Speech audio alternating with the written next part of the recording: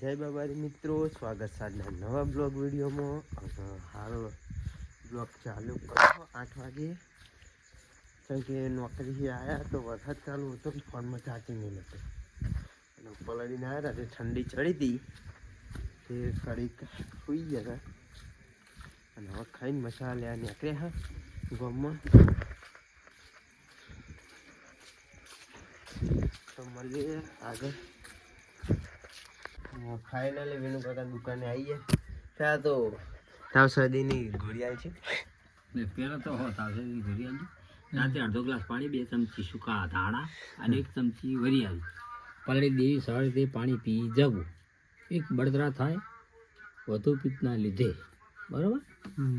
પછી 100 ગ્રામ દિવેલમાં 4 આંકડા પાન, 2 કપૂર, એની ગોટી, 4 લવિંગ નાસી ઉકાળી લ્યો. પછી રોજ રાતે તેનાથી માલિશ કરો. તલના તેલથી માલિશ કરી ગરમ પાણી ચેક કરવો. શાનું? પગની તકલીફ, પગની કોઈ પણ તકલીફ મટે. સારું, હાલ તો ગોળી આલો શરદી થઈ જી. અને ફાઇનલી ગોળી લઈને હવે ઘરે નીકળીએ છીએ.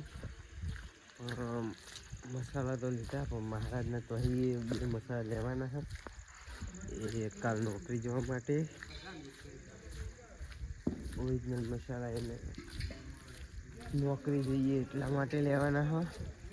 અને જો અમે મંદિરે બેઠા છીએ મહારાજ.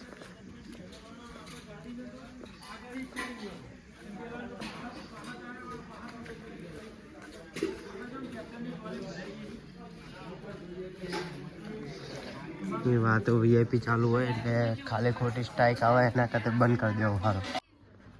અને મિત્રો આપણે કે જો દેશી ઝુમ્મર બનાવ્યું હોય સિરીઝનું, બેટરી પર હેડ હાર્યું,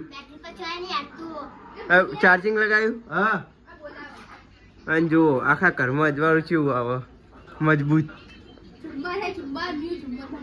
ન્યુ ઝુમ્મર.